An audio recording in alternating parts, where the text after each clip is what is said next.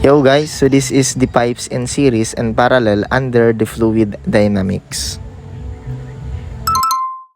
So syempre, before we start, let's determine first, since this is pipes in series and parallel, we need to determine what is the pipes.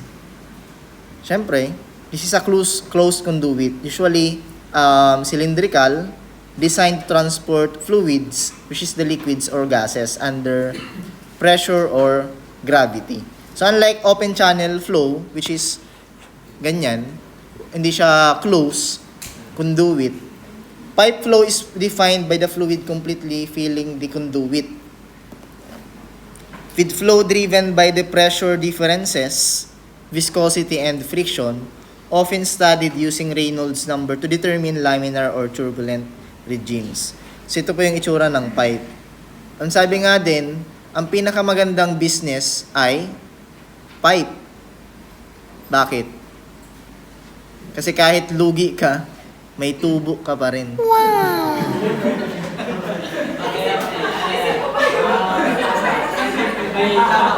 Tama. Approve. Ayan yung pipe. Kaya, in the future, kung wala kayong maisip na business, mag-plumbing, construction hardware, mga tubo. So we have here the pipes connected in series and then connected in parallel. Paano ba natin masasabing connected in series and parallel? So usually kasi hindi natin maiwasan na yung mga tubo natin or yung mga pipe is putol-putol. Kasi nga, yung pinakamahabang length ng pipe under the market is around 6 meters lang po. Yung isang haba ng pipe is around 6 meters. So, para ma-connect yung dalawang pipe, kailangan natin connector, no?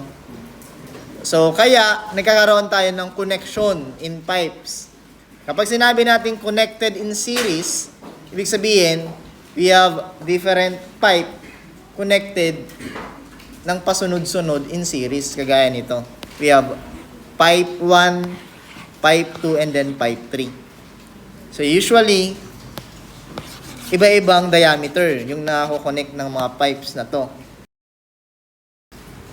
So, 4 pipe of different diameters connected in series, as shown in the figure below, at the side pala. The discharge in all pipes are all equal. So, ibig sabihin po, yung papasok na flow dito, sa tubig na yan, sa tubo, yung discharge na papasok, similar lang po yan dito sa lalabas sa pipe 3. So, kumbaga, kung maglagay ako ng tubo dito, tapos nilagyan ko ng tubig, kung ano yung pumasok doon, ayan yung lalabas sa kabilang dulo. Ayan po yung pipes connected in series. Ibig sabihin, all throughout the pipe 1, pipe 2, pipe 3, yung discharge po natin is constant. So, kumbaga, kunyari, ito 1 cubic meter per second. Tapos, yung discharge naman po sa pipe number 2 is 1 cubic meter per second din po yan. Same with the pipe number 3. Okay? Pero, yung total head loss natin is equivalent to the sum of the individual head losses. Okay? So, kung titignan natin dito, ito yung pipe in series and pipe in series. We have pipe 1, ayan, pipe number 2, and then pipe number 3. So, in our discussion sa energy equation, or sa head loss, ito yung energy grade line, and then ito naman yung hydraulic grade line, tama? So, kung hindi nyo pa medyo naguguluhan kayo dito, pwede nyo balikan yung discussion natin about sa fluid flow under Bernoulli's equation. Nandun po na-discuss yung explanation pagdating sa energy grade line at hydraulic grade line. Dito po, yung head loss natin from pipe 1, mababa po yan usually kasi po meron po tayong mga head losses due to friction, due to change in elevation, due to change of direction. Ayan na po yung major head losses natin. Na meron tayong tatlong equation. Ano nga po yun? We have Darcy-Weisbach, we have Manning's formula, and then Hazen-Williams. Ayan yung major head losses. Kaya nagkukos tayo na magkawala ng head dito sa ating pipes. So yung head na nawala ay yung head loss sa pipe number 1 and at the same time, pipe number 2 and pipe number 3. Ibig sabihin, kapag series, yung mga nawalang head, magkakaiba po ng amount. Kasi naka-series po siyang connection. So, ibig sabihin dito, kung ma-observe nyo yung ating figure, under pipe number 1, ito yung energy grade line, no? Tapos ito naman yung hydraulic grade line. Palitan natin ng kulay. Itong kulay blue. Yan. Nababago po yung slope nito, depende kung merong nawalang head. Bakit may nawawalang head? Kasi po, nagkakaroon ng friction. Kumbaga, isipin nyo na lang, yung tubig, kapag nag-flow sa pipe, usually, hindi pa natin na-observe totally sa ating mga mata, pero may mga naiiwan po yung mga particles ng tubig due to friction. Ayan po yung tinatawag nating mga head. Kaya tinawag na head loss kasi nawalang head. Okay? Same din po kapag mag-change ng direction. So yung mga water na naiwan doon due to change in direction or yung energy na nawala doon due to change in direction and due to friction, ayan po yung mga head loss na tinatawag natin. So every pipe, since naka-series sila, meron po yung nawawala or bumababang energy grade line, which is the head loss na tinatawag. So every pipe, meron po yung head loss number 1, head loss number 2, and then head loss number 3, which is not equal. Kaya nakalagay dito, head loss 1, head loss 2, head loss 3. Kapag tinotal natin, ayan, ito na yung total head loss na nawala doon sa mismong pipe. Kaya, sa ating pipes connected in series, ito lang po yung tatandaan natin. Kapag series, yung discharge natin is pare-parehas, kung ano yung discharge papasok, ayan din po yung discharge papalabas. Kahit po magbago-bago yung diameter ng mga pipes, kagaya nito. Malaki dito, maliit dito. So, nagbabago-bago. Ang mababago lang dyan is yung velocity. Kasi nga, under tayo dito sa continuity equation, Q is equivalent to area times velocity. Yung Q natin is pare-parehas, no? Q1 is equivalent to Q2 is equivalent to Q3. Pero, kung yung area natin is mababago din po yung velocity. Kaya ma-observe natin, if ever na yung sa pag nagdidilig tayo, kaya naglilinis tayo ng sa faucet or sa hose, kapag malaki yung diameter ng tubo or yung hose, medyo mabagal yung flow ng tubig. Pero kapag niliitan natin, kunyari, takpan natin ng kaunti, bibilis po yung flow, yung velocity niya. Ayan po yung about dito sa ating, off. About dito sa ating continuity equation. Yan. Q is equivalent to AB. So, yan yung sa series. Pagdating naman sa parallel, instead na nakadugpong-dugpong siyang paganyan, no? Sila naman po ay nakaparallel, nakaganito. Iba-ibang connection. Okay, so, ito po yung ating pipes in parallel, wherein, yung discharge naman po dito is hindi na pare-parehas doon sa mga branches ng pipe. Kasi, isipin na lang natin ganito. Merong pumasok na fluid dito, let's say Q, is equivalent to letter A. Siyempre, kapag pumasok yan dito, mahahati po yan sa tatlo. Ama. So, kaya, yung QA will be equivalent to Q1 plus Q2 plus Q3. Okay, so yung head loss naman po dito, since nakaparallel po siya, pantay-pantay po siya ng location, ang mangyayari, across all the branches, the head loss is the same. So, bale, yung head loss dito sa pipe 1 is equivalent to pipe 2 and then pipe 3. So, kung yung kanina, yung series is Q1 is equivalent to Q2, equivalent to Q3. Dito naman, baliktad. Yung head loss naman po yung equivalent niya. Ayan lang yung tatandaan natin. Naintindihan po ito? Okay, so we have here a problem. Three concrete pipes are connected in series as shown. If the rate of flow in pipe is 0.10 cubic meter per second, determine the total head loss of the pipe, determine the length of the 200 mm pipe, and then determine the diameter of 1,260 mm long equivalent pipe with friction factor 0.0255. Okay, so first, we have a series, connected in series. Ano po? So kung babalikan natin yung concept, meron tayong discharge 1 or the discharge is constant.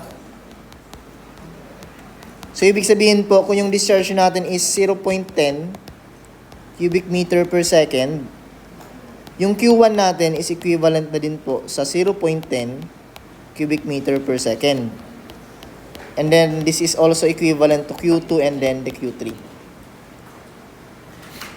And then para sa head loss, yung head loss number 1 natin is magkakaiba. So syempre, yung total head loss natin, HL, is equivalent to HL1, HL2, plus HL3. Yan. So, ito yung given. Kung ma-observe natin, ito yung given natin, no? Meron tayong pipe 1, pipe 2, and then pipe 3. Meron tayong L, which is the length. Meron tayong D, which is the diameter. Ma-observe nyo yan. Kunyari, kapag wala nakalagay na L or D or F, kapag yung unit is M, tapos medyo malaki yung value niya, this is the length. Kapag naman naka-mm siya, diameter po yan. Baka kasi mapagpalit nyo, no? 360 meters diameter. Laki niyan. Babaliktad nyo. So, kailangan ma-double check nyo kaagad yan. And then, ito naman, F, 0.0248. So, based from our discussion sa head loss, major head losses, ano yung formula na ginagamit yung F? Darcy-Weisbach. So, i-recall natin yung Darcy-Weisbach. Yung Darcy-Weisbach, Darcy, is equivalent to head loss is equivalent to 0.0826 F L Q squared over D raised to 5. Ito na yung gagamitin nating formula para dito sa ating problem. Kasi yung binigay sa atin is F. Kaya kailangan familiar kayo doon sa sa head losses formula. So what if ang binigay C? Ano yung C? Hazen-Williams, letter C. So para dito, F gagamitin natin, which is Darcy-Weisbach. Okay? I-drawing natin muna madali. Dito yung ating mga pipe.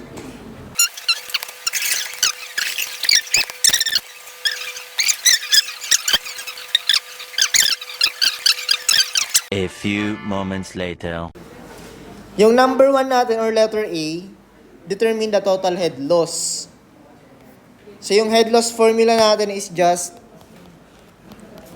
head loss number 1 plus head loss number 2 plus head loss number 3.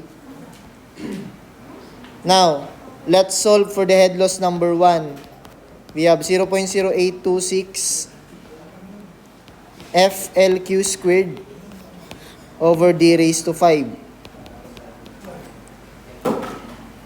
I-substitute lang natin yung mga given under pipe number 1. Meron tayong 0.0826. Yung F natin is 0.0248. And then yung length is 360. Yung Q naman natin is 0.1 squared. Yung diameter natin is 360 mm or 0.36.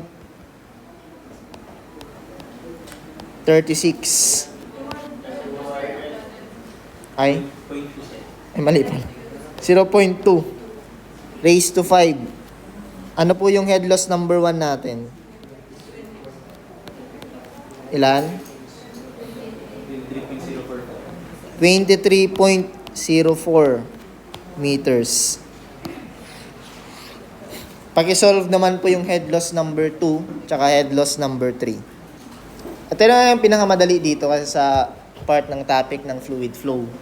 Head losses. Lalo na kapag may pipe in series and parallel. Sa board exam kapag may ganito, 3 items. Kung 50 over 50, 3 items. May 3 na kaagad kayo. 78.97 meters. Head loss number 3 naman po, 12.94 meters. So, ang hinahanap sa atin is total head loss. Okay? So, kaya, ito total natin po yung mga head losses natin. HL, 23.04 plus 78.97 plus 12.94. 114.95 meters. Head loss of number 1. Picture number 1. Letter B naman, determine the length of a 200 mm diameter equivalent pipe. Nagets nyo? Yung tanong. Ibig sabihin ng tanong na yan, equivalent pipe. Kung yung tatlong mga tubo na yan, papalitan natin ng isang haba na 200 mm diameter pipe, ano daw yung bagong length ng ating pipe? So, ang i-consider natin dito is, yung head loss natin is the same. Same with the discharge. Yung mababago lang po is yung diameter and then the total length. So, i-consider natin yung head loss that is equivalent to 114.95 meters. And then the Q is 0.10. Tapos yung diameter natin is 200 mm. Ano daw yung length? Ganun lang yung sinasabi sa question. Isang buo. So, same formula. Ang gagamitin natin is Darcy-Weisbach. Yung HL natin is equivalent to 0.0826 FL Q squared over D raised to 5. May binigay bang F? Meron. Ito. Kasi may 200 mm diameter pipe tayo. So, ito yung gagamitin nating F. Okay? So, yung F natin dito is 0.0248.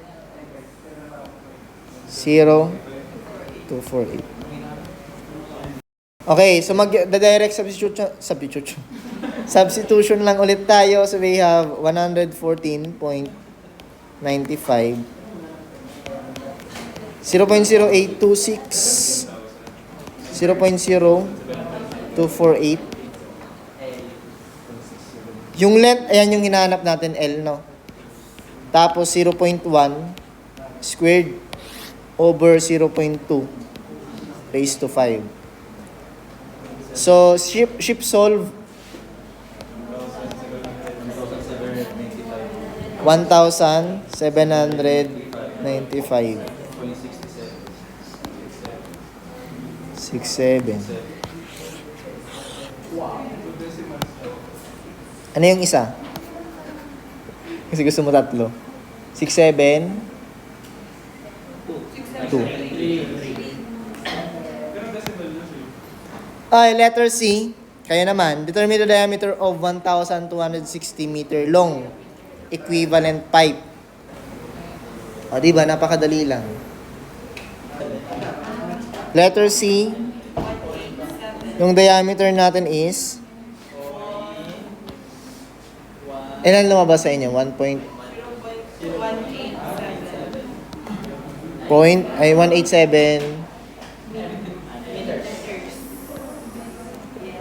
Oh, ayan na yung sagot.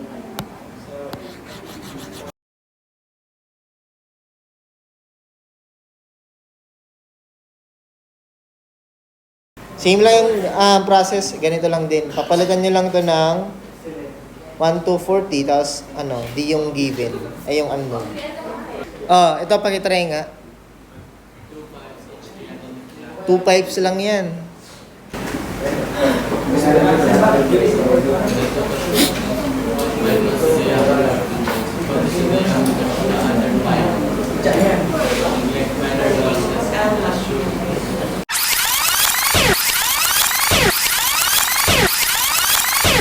Ito yung given natin. 150 liters per second. So, since batak na kayo mag-convert, diba? Ilan yung Q natin dito? In meters per second. Cubic meters per second. 0.15. Partida, di pa kayo nagka-calculator niyan. Hindi yan kayo kagaling magbatak ng conversion. Ilan yung Ilan yung sagot? Nakuha nyo yung process? Anong una yung gagawin?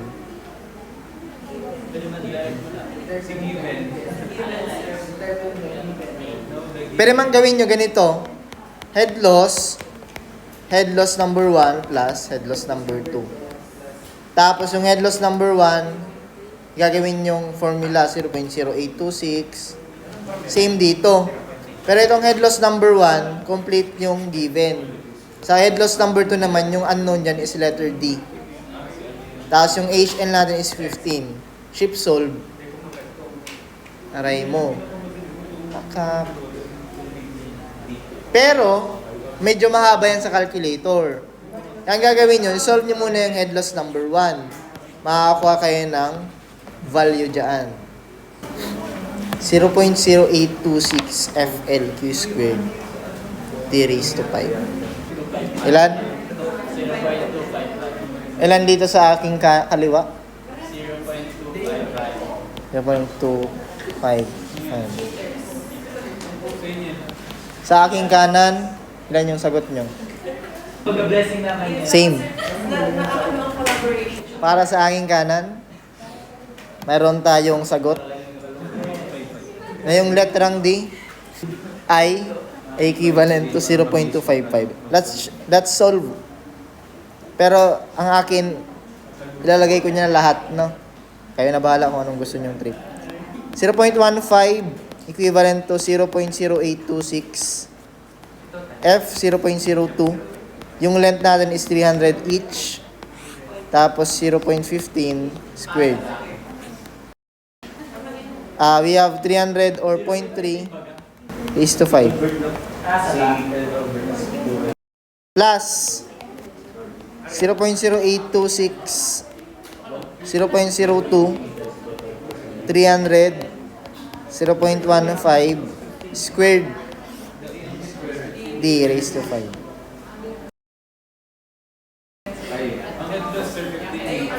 Ay, 15.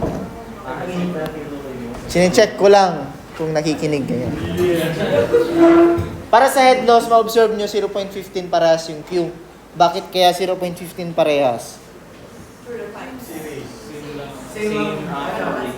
Same ang flow rate dahil naka-series. Pag kayong malit, baka kasi nakita nyo 150 liters per second Q. Baka naisip nyo Q1 lang siya. Paano yung Q2? Malilito na kayo, dalawa na yung unknown. So hindi po. Kapag series, yung Q1, yung mga discharge natin, para-paras po yan all throughout the pipe. Kaya, Q1 is equivalent to Q2. So yung D natin dito is equivalent to 0.255. Answer, 0.255. Last two problems tayo. Last two problems. Na naman, parallel. Pipelines 1, 2, 3 are connected to each other in parallel with these properties. 400 mm, 450 mm, 600 meters para sa pipe 1. Lagyan natin ng label. 1. Ay, meron na pala ito. Pipe 1, 2, and 3. So, compute the discharge of pipeline 1, 2, and 3. So para sa parallel, meron tayong discharge that is equivalent to Q1 plus Q2 plus Q3. Meron tayong total discharge na 0.86. Okay? Siyempre, yung pumasok, ayan yung lalabas dito. Parang ano lang yun, sinulid. Kung ano yung pinasok na sinulid sa dagom, yung maluwas. Tama? So, yung head loss naman natin dito is para-parasa lang po. Head loss 1, equivalent to head loss 2, equivalent to head loss 3. Okay? So, yung given natin dito na factor is friction factor, 0.0826 ulit tayo. Okay, so para ma-compute natin yung discharge in all pipes, kailangan nating isolve gamit yung mga head loss. Tama? Paano natin yan masolve? Yan yung tanong. Ang hinahanap natin is discharge Q1. Nakuha nyo? Gamitin natin itong para-para sa head loss. HF1, HF2, HF3. Tapos kunin na natin kunyari, HF1, 0.0826, 0.02. Yung length ng 1 is 600 meters. Q1 squared, 0.45 raised to 5. Pakisolve yung HF1.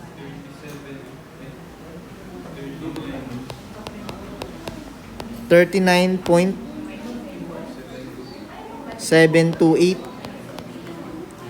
Q1 squared.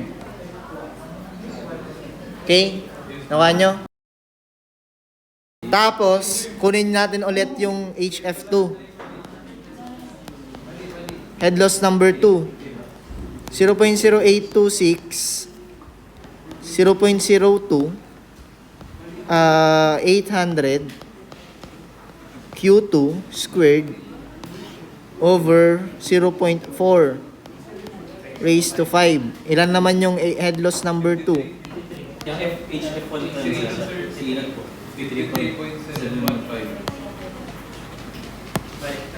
53.715. 79.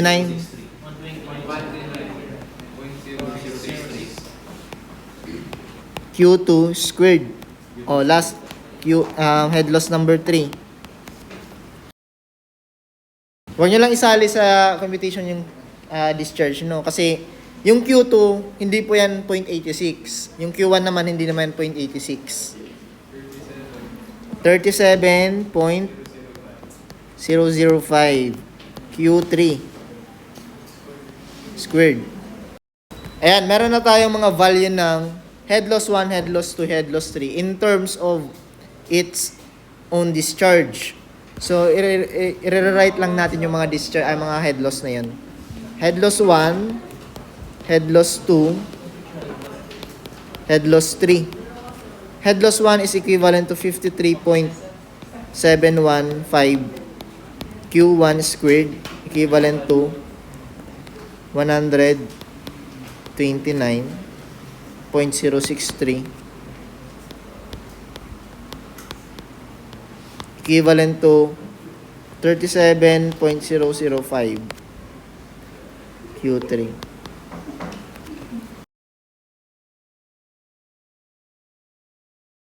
Anong next? Gagamitin na natin yung equation na to. Okay, so kunyari, ano muna yung gusto nyong isolve? Pwede naman kahit alin dito. Unahin natin yung Q1. Gagawa tayo ng equation na to ng equation ng Q2 in terms of Q1. Equation ng Q3 in terms of Q1. Okay? Kunyari, yung Q2 natin is equivalent to, dito lang tayo titingin, no?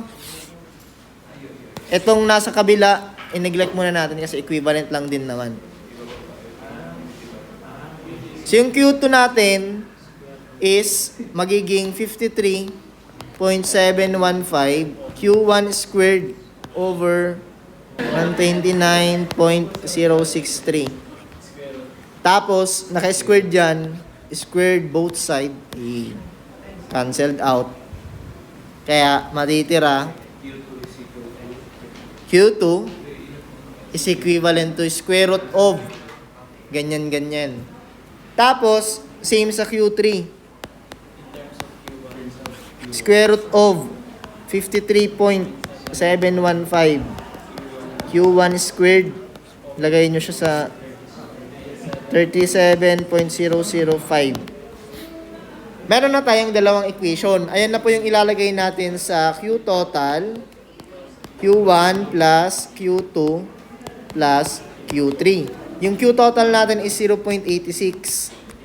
Equivalent ito sa Q1.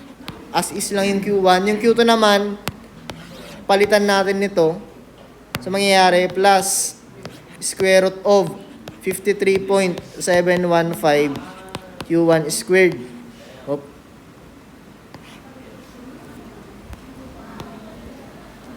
Over 129.063 plus yung Q3 naman, ito naman, square root of 53.715 Q1 squared over 37.005. Kung ma-observe natin, itong equation na to, Q1 lang po yung lahat na unknown natin dito. So, kaya makaka-shift solve tayo, makakompute natin yung value ng Q1.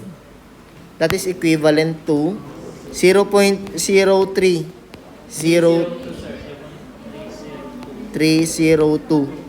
cubic meter per second. Meron na tayong Q1. Para naman sa Q2, i-save nyo yung answer nyo, ilagay nyo dito.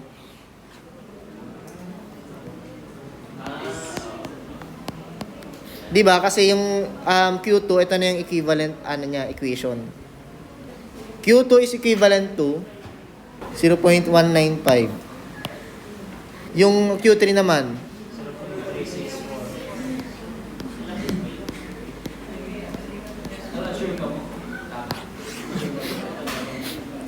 para ma-double check nyo, i-total nyo po yung value nyan. Sige nga, i-total nyo nga, 0.302, 0.195, and 0.364. Ilan yung sagot? 0.86.